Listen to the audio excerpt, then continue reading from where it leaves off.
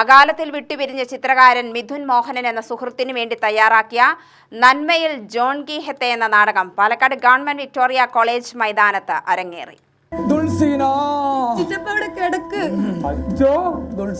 നല്ലോണം മൂത്തിരിക്കാണ് കേട്ടോ. അങ്ങനെ സ്വന്തം പേര് പോലും മറന്നു പോയിരിക്കുന്നോ? മറന്നോന്നല്ലോ ചിറ്റപ്പനെ ഈ ഇടയിട്ട് കിയോത്തെ കിയോത്തെ എന്ന സ്വയം വിളിക്ക. ആരാച്ചു കിയോത്തെ? സ്പാനിഷ് എഴുത്തുകാരൻ മിഷേൽ സെർവന്റിസിന്റെ അസാധാരണ സ്വപ്നങ്ങൾക്ക് പിന്നാലെ സഞ്ചരിച്ച കഥാപാത്രം ഡോൺ ഖിഖേത്തയുടെ കഥയാണ് നന്മയിൽ ജോൺ കി ഹേത്തെ എന്ന നാടകരൂപത്തെ അവതരിപ്പിച്ചത്. ദൃശ്യകലയുടെ ലോകത്ത് ശക്തമായ സ്വാധീനം ചെലുത്തിയ വ്യക്തിയായിരുന്നു മിഥുൻ മോഹൻ.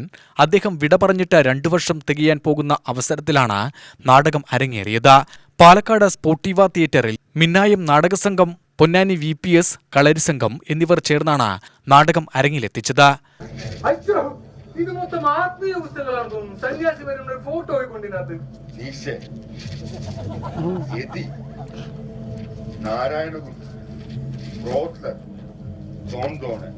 ഇതെല്ലാം അങ്ങനെ തന്നെ അങ്ങോട്ട് ആ വീട്ടുകാര്യസ്ഥയുടെ കയ്യിലേക്ക് കൊടുത്ത്